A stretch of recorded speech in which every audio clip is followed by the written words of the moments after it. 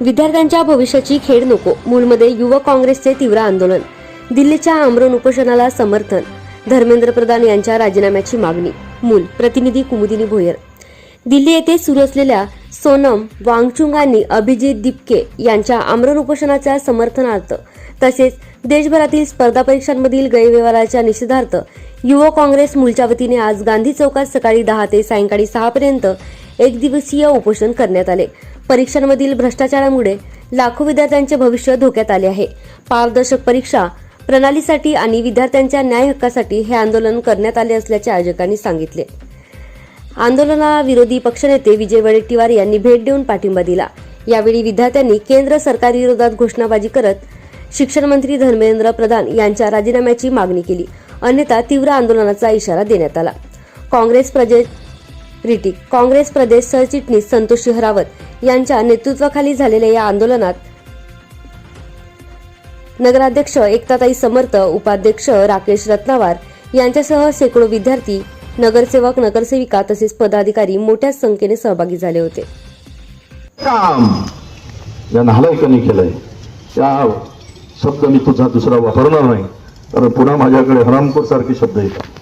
जी देशातील व्यवस्था फार वाईट करून ठेवले, उद्ध्वस्त केला आहे देश. इतका उद्ध्वस्त केला आहे की घरोघरी गावागावात जाऊन देवाच्या नावानं मंदिर उभं करण्यासाठी तुम्ही अनेक लोक गेले दरवाजात. आमच्याकडे आली होती, भावनिक साथ घेतला. प्रभू रामचंद्राचं मंदिर होत आहे, श्रीरामाचं मंदिर होत आहे, काहीतरी तुम्ही द्या. आणि ते गाणं वाजत होतं, मेरे झोपडी में राम आएंगे. काय वाजत होतं? मेरे झोपड़ी में राम आएंगे. अरे झोपड़ी में राम आएंगे कब? झोपड़ी से जो रुपया ले गए थे वही राम के नाम से तुम चोरी करके ले गए और उसकी झोपड़ी को तुमने उद्ध्वस्त कर दिया. झोपड़ी में राम आएंगे. करोडो रुपये, 1400 कोटी रुपये, 1400 आताचा हिशोब आला, 1400 कोटी रुपये रामाच्या नावानं खाणाऱ्यांनो तुम्ही गाईचं शेण खालं असतं तर बरं झालं असतं, पण त्यापेक्षा वाईट पाप तुम्ही केलाय. तुम्हाला कसल्याचा धर्म आलाय? हा देश बीप एक्सपोर्ट मध्ये काल परवा मी पाहत होतो, न्यूझीलंड मध्ये गेल्यानंतर पंतप्रधान गर्वानं सांगत होते की बीप एक्सपोर्ट मध्ये भारत 1 नंबर पे पहुंचा है. लोगों ने तालियां बजाय. अरे भारत जब बीप एक्सपोर्ट मध्ये 1 नंबरवर जर पोहोचत असेल तर या देशात गायी किती कापल्या जातात.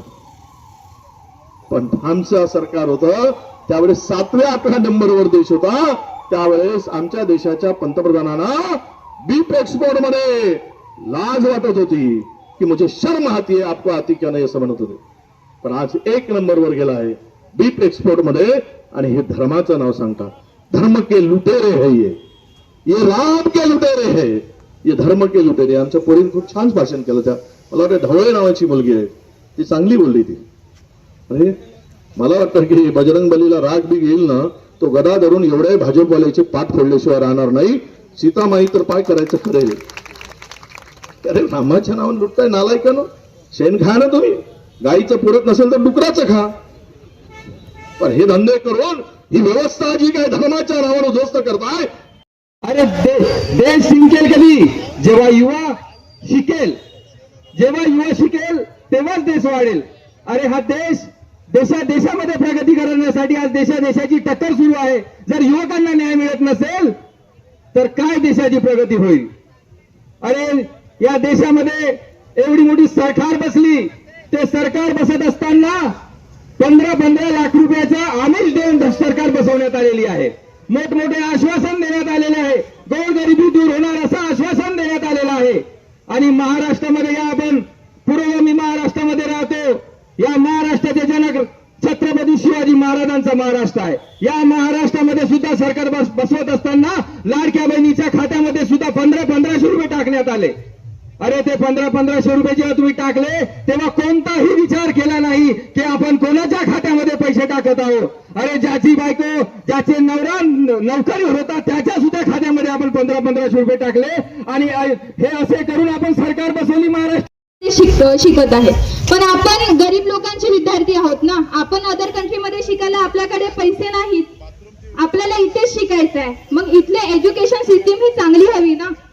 याकरिता हा प्रोटेस्ट आहे, याकरिता आपल्याला बोलायचं आहे. तुमचे आई वडील कष्ट करून तुमच्यासाठी तुम्हाला शिक्षित करतायत, तुमच्या शिक्षणासाठी कित्येक तरी कष्ट करते आहेत. हे जाणीव तुम्ही ठेवा. तुम्हाला मोठा साहेब व्हायचा आहे. आज प्रत्येक शेतकऱ्यांचाच मुलगा हा वकील, इंजिनियर, डॉक्टर झालाच पाहिजे, हे सर्वांनी लक्षात घ्या. कारण आपण डॉक्टर बाबासाहेब आंबेडकरांची लेकरं आहोत, हे सर्वांनी लक्षात घ्या. त्यामुळे आपल्याला आवाज उठवायचा आहे. कोणाला बोलायचं असेल तर ही खूप मोठी आणि खूप चांगली अशी संधी आहे. तुम्ही बोलू शकता.